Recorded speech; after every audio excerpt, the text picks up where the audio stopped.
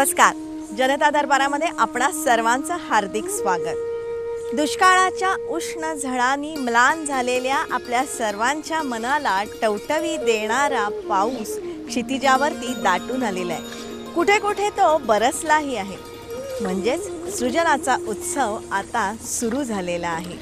पागोळीतून झरणाऱ्या थेंब थेंब जीवनाची ही सुरुवात. सुकलेल्या कालच्या आसवातला आर्त मेघ आता विसावला. चिंब चिंब क्षितिजावरून आकंठ तृप्तीचा पाऊस बरसला, पाऊस बरसला. साऱ्या सृष्टीला जीवनदान देणाऱ्या या सृजनाचा उत्सव आता सुरू झालेला आहे. आणि हा उत्सव आपण साजरा करणार आहोत आपल्या जनता दरबारातून. जनता दरबार. जनता दरबारमधला आपला आजचा विषय ही खूप चांगला आहे. पर्यावरणपूरक असाच आहे. नुकताच 5 जूनला आपण जागतिक पर्यावरण दिन साजरा केला.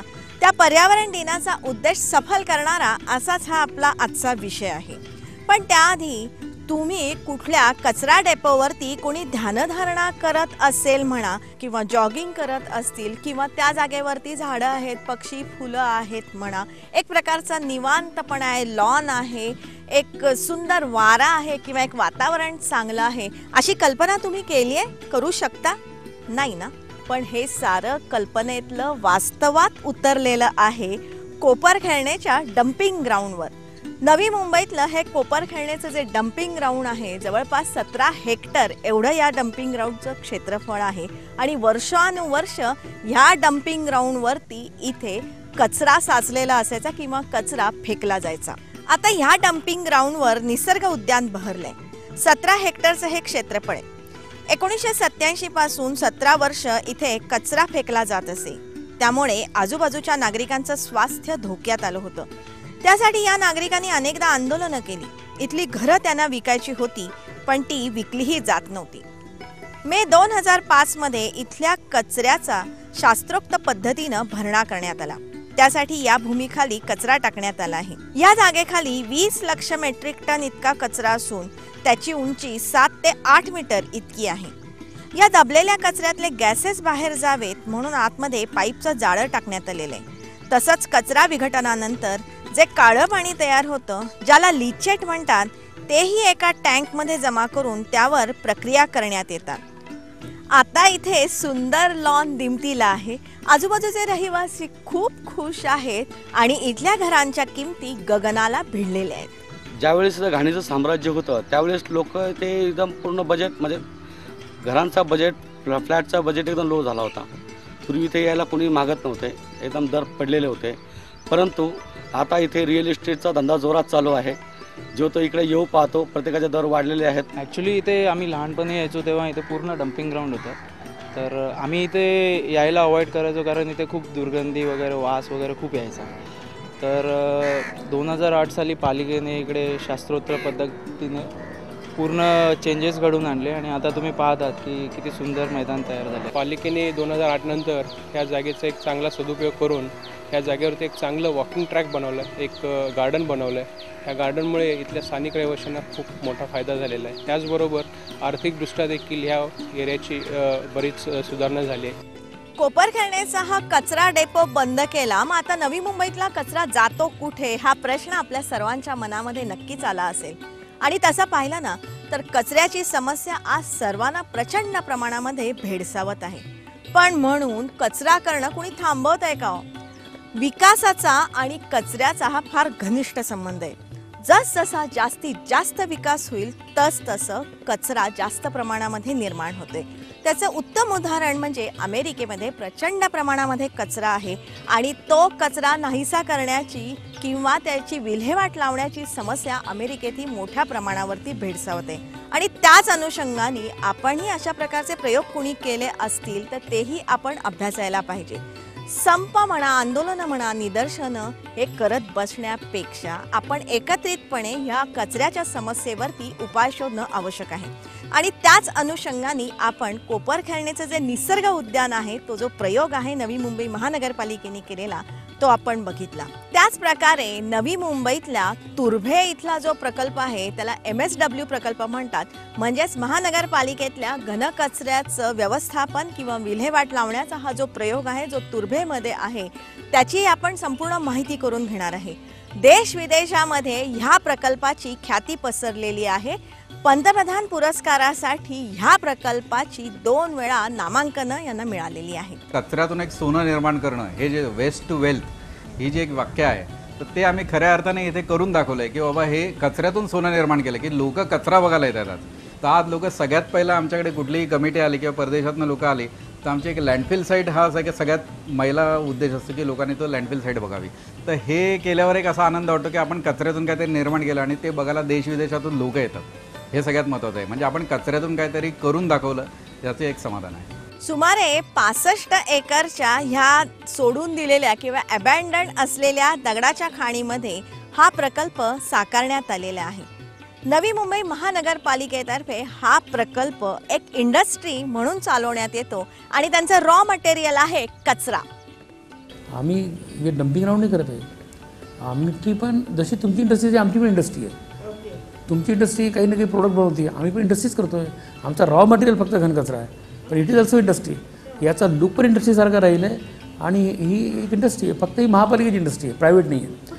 तर तुम्ही आम्हाला साथ द्या आणि जेव्हा महाराष्ट्र पॉल्युशन कंट्रोल बोर्डने आम्हाला ऑथरायझेशन दिलेलं आहे आणि याचं निरीसारखी संस्था IIT सारखी संस्था हे याचं पूर्ण मॉनिटरिंग करत आहेत आणि याच्यात कुठलाच प्रॉब्लेम नाही आहे, सगळ्यांना कळून गेलं सगळ्यांनी। आणि आज तुम्ही जर आमचं बुक बघाल याच्यामध्ये इंटरनॅशनल नॅशनल स्टेट लेवल आणि ॲडमिनिस्ट्रेशनचे लोक, अकॅडमिक्सचे लोक, जे याच्यातले तज्ज्ञ इन्व्हायरमेंटचे लोक, कॉलेजचे मुलं, आणखीन इंजिनिअरिंगचे लोक, सगळ्या प्रकारच्या लोकांनी इथे व्हिजिट दिली आहे आणि ते तज्ज्ञ मंडळींनी याला चांगलं म्हटलं आहे। तर ते आमचे इथे ॲफिडेविट सगळे महाराष्ट्र शासनाने दिलं, एन्व्हायरमेंट डिपार्टमेंटने दिलं, MPCBने दिलं आणि त्या सगळ्यांनी या साईटला चांगलंच म्हटलं आहे। या प्रकल्पामध्ये घनकचऱ्यावरती निरनिराळ्या प्रक्रिया करण्यात येतात, त्यातून निरनिराळी द्रव्य जे निर्माण होतात त्याच्यावरही वेगवेगळ्या प्रक्रिया करून त्याचा पुनर्वापर करण्यात येतो।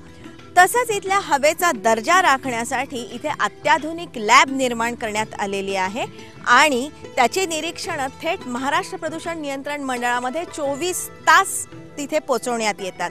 त्याबरोबरच इथे जे कचरा वेचक आहेत त्यांचं स्वास्थ्य राखण्यात येत आहे, त्यांच्या मुलांसाठी शाळा इथे निर्माण करण्यात आलेल्या आहेत।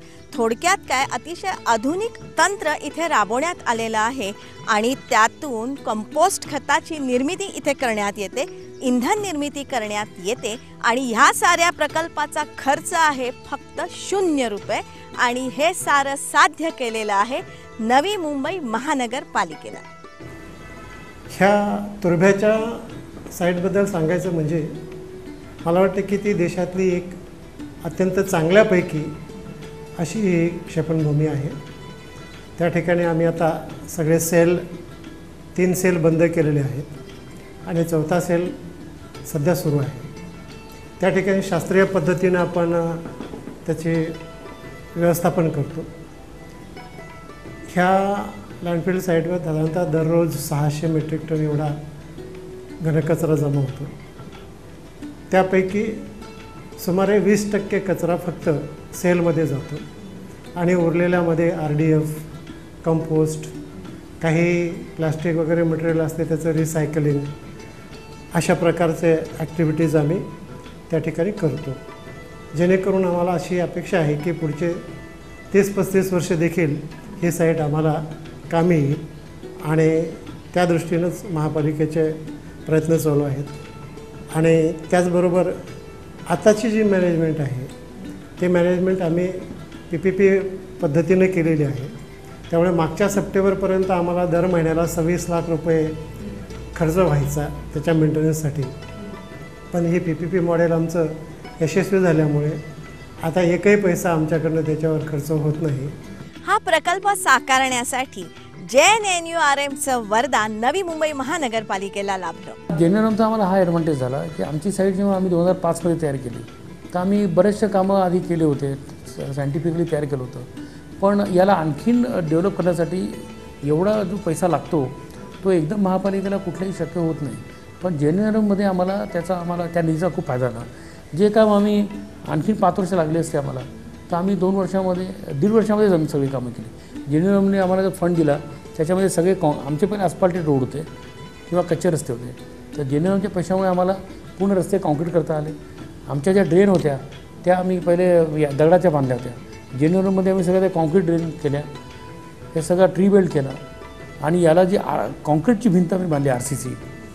आणि हा लिचर ट्रीटमेंट प्लांट आम्हाला जेणेकरूनमध्ये करायला मिळाला आणि आमचं एअर मॉनिटरिंग स्टेशनसुद्धा आम्ही जेणेकरूनच्या फंडातनं केलं. तर हे सगळं केल्यामुळे आमची साईट म्हणजे एक इंटरनॅशनल लेवलची झाली जेणेकरूनच्या पैशामुळे. नाही तर आम्हाला हेच करायला जास्ती दिवस लागले असते.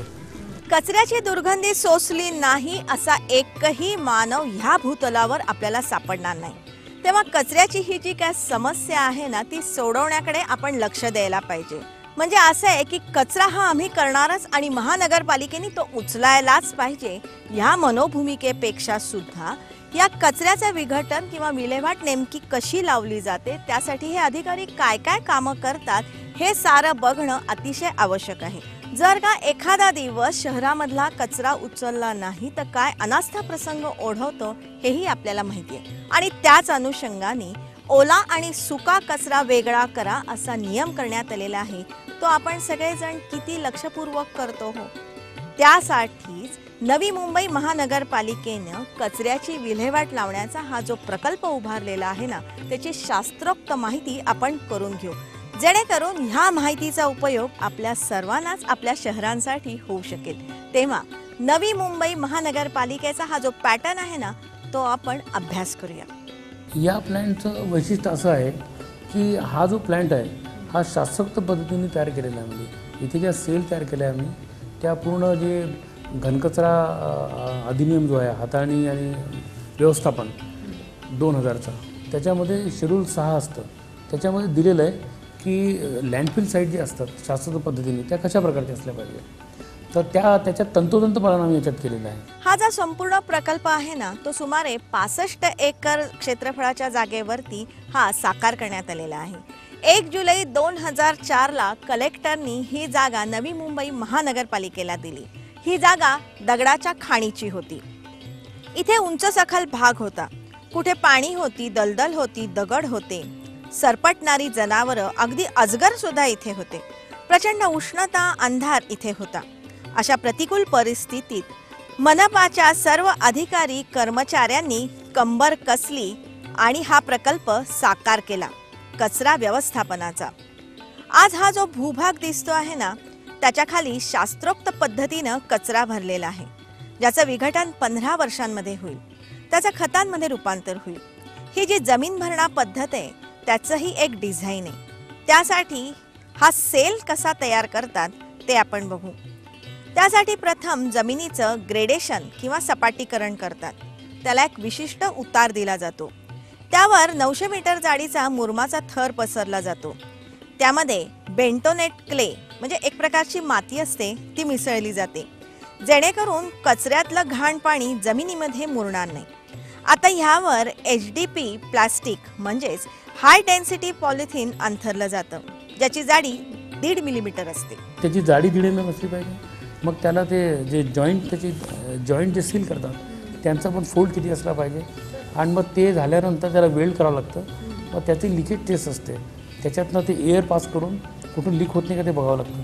तर ते सगळं सायंटिफिकली करून आणि मग त्याच्यावर हे आपले पाईप्स, मग पुन्हा HDPEचे पाईप, हाय डेन्सिटी पॉलिइथिलीनचे पाईप असतात. ते लिकेज जे द्रव असतं ना ते त्याच्यातनं त्या पाईपमधनं सगळं नेटवर्क करून असे 100 mm पाईप्स असतात. ते सगळे ट्रान्सव्हर्स असतात आणि ते सगळे एका मोठ्या पाईपला जोडले जातात 300 mm. ते परफोरेटेड असतात. तर जे काही लिकेज द्रव खाली गेले, कारण जेव्हा याच्यातली रिॲक्शन्स होतात तर त्या रिॲक्शन्समध्ये लिकेज द्रव तयार होतं आणि मग ते खाली येताना हे सगळं पाईप पण त्या मोठ्या पाईपमध्ये जातं आणि त्याला कसा स्लोप दिला असतो. तर शेवटी जाऊन एक टँक असतो, ते सगळं त्या कॉन्क्रीटचा टँक त्याच्यात जाऊन जमा होतं आणि मग तो टँक इथे आम्ही बांधलेला आहे आणि त्या टँकमधनं मग आम्ही लिक्विड ट्रीटमेंट प्लांटमध्ये आणतो. तर हे सगळं टेक्निकली करून मग त्या पाईपच्यावर खडी असते. आपण जी रोडवर खडी वापरतो ना 40 mm खडी असते, त्याचे लेअर असतात पुन्हा की ते लेअर टाकले की ते फिल्टर मीडिया म्हणून काम करतो. आणि मग त्याच्यावर जिओ सिंथेटिक हे असतं मॅट, ती टाकली जाते. एखाद्या कॅप्सूलसारखा हा कचरा बंद करतात. विघटन होत असताना जो वायू निर्माण होतो त्यासाठी फ्लेअरिंग युनिट आहे, ज्याद्वारे मिथेन गॅसचं कार्बन डायऑक्साईडमध्ये रूपांतर केलं जातं. इथल्या हवेचा दर्जा 24 तास तपासण्यात येतो. त्याचं निरीक्षण महाराष्ट्र प्रदूषण नियंत्रण महामंडळाकडून 24 तास होत असतं. जमिनीची प्रत, विहिरीतल्या पाण्याचा दर्जाही तपासण्यात येतो आणि तो इथे समाधानकारक आहे. या सेलमध्ये जे काळं पाणी तयार होतं त्याला लिचेट म्हणतात. ते पाईपद्वारे जमा करून एका टाकीमध्ये साठवण्यात येतं. त्यावर SBR तंत्राद्वारे प्रक्रिया करण्यात येतात. त्यासाठी त्यात प्रथम ॲलम किंवा तुरटी मिसळली जाते. मग ते पाणी घुसळतात, सेटल करतात. त्यातून जो स्लज मिळतो त्यापासून कंपोस्ट खत तयार करतात. शुद्ध झालेलं हे पाणी कचऱ्यावर शिंपडण्यासाठी वापरतात. तसं तर केमिकल कंपन्यांना हे लिचेट उपयोगी असतं, कारण त्यात बॅक्टेरियांचं प्रमाण प्रचंड असतं. ही झाली सेल किंवा घनकचरा भरण्याची शास्त्रोक्त पद्धत. मुळात ह्या सेलमध्ये जो घनकचरा भरलेला असतो ना, तो रिजेक्ट झालेला असतो. म्हणजे असं घनकचऱ्यावरती प्रक्रिया करून करून जो अगदी शेवटचा उरलेला असतो तो या सेलमध्ये भरण्यात येतो आणि त्याचं प्रमाण ह्या इथे 20% आहे. मग आता उरलेल्या 80% घनकचऱ्यावरती नेमक्या काय काय प्रक्रिया करून त्याचा पुनर्वापर नेमका कसा केला जातो त्याची ही शास्त्रोक्त माहिती आपण करून घेऊया. नवी मुंबईतल्या ह्या प्रकल्पामध्ये दररोज 600 टन कचरा येतो. त्यासाठी कचरा गाड्या येतात. त्याचं इलेक्ट्रॉनिक वे ब्रिजवर वजन होतं. त्यासाठी इथे कम्प्युटर सिस्टीम आहे. मग हा कचरा प्रोसेसिंग युनिटमध्ये जातो. हा कचरा मिश्र असतो, तो सॉर्टिंग युनिटला जातो. पण तत्पूर्वी याच्यावरती बायोकल्चर फवारणी केली जाते. डिओडरंट मारून याची दुर्गंधी कमी केली जाते. मग हा कचरा प्री सॉर्टिंग ट्रॉमिलच्या युनिटमध्ये टाकतात आणि बेल्टवरती हा जो कचरा येतो ना, त्याच्यामध्ये जे मोठे मोठे घटक असतात, जसं टायर असतील, झावळ्या बिवळ्या, तर हे जे असेल ते हाताने वेगळं केलं जातं आणि मग हा सगळा कचरा 100 mm चाळणीतून चाळला जातो. जो शिल्लक राहतो तो वेगळ्या युनिटमध्ये जातो आणि त्या 100 mm चाळणीतून जो कचरा खाली पडतो ना, तो बायोडिग्रेडेबल म्हणजेच विघटन होणारा असतो. त्याला विंडरोजमध्ये नेलं जातं. विंडरो म्हणजे विशिष्ट आकाराचा ढिगारा असतो. आता त्याच्यावरती बायोकल्चर फवारलं जातं. त्यामुळे ह्या कचऱ्याचं विघटन लवकर होतं. हा ढिगारा 7 दिवस ठेवला जातो. त्यानंतर पुन्हा फवारणी करून वर खाली करतात. असं 21 दिवसानंतर ह्या कचऱ्याचं विघटन होऊन याचं खत निर्माण होतं, ज्याला कंपोस्ट खत म्हणतात. आता हे जे खत असतं ते विविध चाळण्यांमधून काढलं जातं. म्हणजे या चाळण्या असतात 34 mm, 14 mm आणि 4 mm चाळण्यांमधून हा कचरा काढला जातो. आता 4 mm चाळणीतून खाली पडलेला जो कचरा असतो त्याचं हे खत निर्माण झालेलं आहे. हे कंपोस्ट खत म्हणून उपयोगात आणतात आणि त्याची विक्रीही केली जाते. आता सुरुवातीला जे 100 mm चाळणीतून जो वरती राहिलेला कचरा असतो ना, तो एका वेगळ्या बेल्टवर नेला जातो आणि त्याच्यावरती ब्लोअर मारण्यात येतो आणि त्या ब्लोअरमुळे हलक्या ज्या वस्तू असतात, म्हणजे बहुतेक करून प्लास्टिकच्या वगैरे पिशव्या असतात, त्या सगळ्या वेगळ्या होतात. त्या एकत्रित करून त्याचे ग्रॅन्युअल्स तयार करून ते फॅक्टरींना देण्यात येतं. जे जड मॅटर असतं, म्हणजे कुठे ज्यूट असेल किंवा मग प्लास्टिक असेल किंवा वेगवेगळे शीट असतात, तर ते वेगळ्या ठिकाणी नेलं जातं आणि त्याचं श्रेडिंग किंवा तुकडे करून ते होमोजिनियस मिक्सरमध्ये एकत्रित करून त्याला कॉम्प्रेस करून त्याच्या विटा तयार केल्या जातात. त्याला RDF म्हणतात. RDF म्हणजे रिफ्यूज डिराईव्ह फ्युएल किंवा त्याला ग्रीन कोल सुद्धा असं म्हणतात. हा जो ग्रीन कोल असतो ना, तो कोळशाला पर्यायी इंधन म्हणूनही वापरण्यात येतो. आणि सुरुवातीचं जे आपण बघितलं की 100 mm चाळणीमधून जेव्हा कचरा जात असतो ना, तेव्हा तिथेच एके ठिकाणी एक मॅग्नेटिक बेल्ट असतो आणि त्या बेल्टवरून कचऱ्यामध्ये जे लोखंड असतं, खिळे असतील, जे काय बाकीच्या गोष्टी असतील, त्या तिथे अट्रॅक्ट होतात आणि मग हे सारं फॅक्टरीला किंवा इंडस्ट्रीला विकण्यामध्ये येतं. आता हा जो कचऱ्याचं जे सेपरेशन असतं म्हणा किंवा कचऱ्याचं जे वर्गीकरण असतं ना, त्यासाठी हे जे कचरा वेचक असतात ना, त्यांचीही खूप मोठी मदत होत असते, कारण त्यांची उपजीविका ह्या त्यांच्या उद्योगावरती अवलंबून असते. आणि त्यांच्यासाठी नवी मुंबई महानगरपालिकेने चक्क ID कार्ड सुद्धा दिलेली आहे. एक सामाजिक दृष्टिकोन पण आम्ही पाहिला आहे की जे रेकमेकर्समुळे पूर्ण त्या बाया शहरामध्ये गल्लोगल्ली जायच्या आणि त्या कचऱ्याच्या ढिगामध्ये जाऊन त्या सगळ्या उत्पन्न करण्यासाठी वेचायच्या. तर त्या कचरा वेचक महिलांना आम्ही इथे आयडेंटिफिकेशन दिलेलं आहे, आय कार्ड्स दिलेत आणि त्या इथे एक दिवसा ऑफिसमध्ये आपण जातो 9 ते 5 जॉब, तसं त्या इथे आपल्या वेळेवर येतात. त्यांच्याकडे आयडेंटिटी कार्ड असतात, त्या दिवसभर काम करतात, आपलं प्लॅस्टिक वगैरे वेचतात आणि बाजूला बांधून ठेवतात आणि आपलं काम झालं की ते घरी चालले जातात. आणि जेव्हा वेंडर येतो इथे तर त्या तिथेच त्याला ते विकतात, त्यांना तिथे पैसे मिळतात. तर त्यांना साधारणतः बघितलं तर कमीत कमी 10,000 रुपये महिना त्या कमवतात. रिड्यूस, रियूज आणि रिसायकल ही तत्व ध्यानात धरून हा प्रकल्प इथे यशस्वी करण्यात आलेला आहे. तसं नवी मुंबई हे शहर नावारूपाला येत असताना प्रशासनाच्या बरोबर लोकप्रतिनिधींचा सहभाग ही एक अत्यंत महत्त्वाची गोष्ट असते. कारण जे महत्त्वाचे धोरणात्मक निर्णय हे स्थानिक स्वराज्य संस्थांमध्ये कायद्याच्या चौकटीत राहून हे महापालिकेची बॉडी घेत असते. त्यामुळे चांगली कामं जी काही शहरामध्ये चालू आहेत त्याच्यामध्ये निश्चितपणे आमचे महापौर, त्यांचे सर्व सहकारी पदाधिकारी, सर्व नगरसेवक, तसंच या ठिकाणचे स्थानिक आमदार, खासदार आणि जिल्ह्याचे पालकमंत्री माननीय नाईक साहेब, ह्या सगळ्यांचं आम्हाला चांगलं सहकार्य लाभते. आणि म्हणूनच हे जी विकासाची कामं आहेत ती कामं आपण अत्यंत चांगल्या पद्धतीनं करू शकतो. आपल्या सर्वांना भेडसावणाऱ्या कचरा समस्येवर मात करून नवी मुंबई महानगरपालिकेनं आपल्या पॅटर्नद्वारे इथे खत निर्मिती केलेली आहे, इंधन निर्मिती केलेली आहे, कचरा वेचकांना उपजीविकेचं साधन दिलेलं आहे, खर्चामध्ये मोठ्या प्रमाणावरती बचत केलेली आहे आणि ह्या सर्व समस्येवरती यशस्वी उपायही शोधलेला आहे. आज आमचा खर्च करणं बंद झालं आहे आणि 7 वर्षानंतर आम्हाला खर्च करणं बंद झालंच आहे, पण आम्हाला पैसे पण मिळायला लागतील. म्हणजे आम्ही पूर्ण नगराच्या शहराच्या कचऱ्याचं व्यवस्थापन पण करत आहोत आणि तेही सायंटिफिकली करत आहोत आणि त्यानंतर आम्ही पैसे खर्च न करता आम्ही त्यातनं पैसे पण कमवणार आहोत. हे या साईटचं वैशिष्ट्य आहे. Navi Mumbai महानगरपालिकेचा waste to wealth हा जो प्रवास आहे, हा प्रवास आपल्याला कसा वाटला आणि ह्या सारा प्रकल्प साकारण्यासाठी इथल्या अधिकारी कर्मचारी वर्गाने जे अथक परिश्रम केलेले आहेत, मेहनत घेतलेली आहे, ज्यातून हा प्रकल्प साकारलेला आहे ना, तो खरंच शब्दातीत आहे.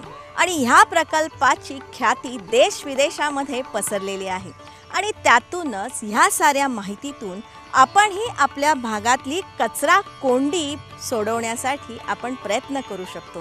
त्याच अनुषंगाने आपला हा आजचा भाग आपल्याला कसा वाटला ते तुम्ही जरूर आम्हाला कळवा. त्यासाठी आमचा ईमेल आय डी आहे janatadarbar@yahoo.in. या आमच्या ईमेल आय डीवरती आपले विचार असतील, सूचना असतील, मनोगत असतील ती लवकरात लवकर आमच्यापर्यंत पोचवा. लक्षात ठेवा, चांगल्यातून नेहमी चांगलंच घडतं या विचारांनी प्रेरित झालेला हा आपल्या सर्वांचा जनता दरबार. जनता दरबारमधून आपण आपल्या सर्वांचे जे हक्क आहेत, अधिकार आहेत त्याविषयी चर्चा करतच असतो, पण त्यातूनच उद्भवणाऱ्या जबाबदाऱ्या नेमक्या काय आहेत त्याचाही विचार आपण करण्याची आवश्यकता आहे आणि त्यासाठी जास्तीत जास्त संख्येने जनता दरबारमध्ये आपण सामील व्हावं. त्यासाठी दर सोमवारी रात्री 10 वाजता आपण सह्याद्री वाहिनीवरून जनता दरबारमध्ये भेटतच असतो. दर शुक्रवारी सकाळी 8 वाजता पुनःप्रक्षेपणामध्ये सह्याद्री वाहिनीवरून आपण जनता दरबारमध्ये भेटतच असतो. जनता दरबारमध्ये जास्तीत जास्त संख्येने सामील होऊन ही माहिती जास्तीत जास्त लोकांपर्यंत आपण पोचवावी. त्यासाठीच तुमचा, आमचा, सर्वांचा जनता दरबार.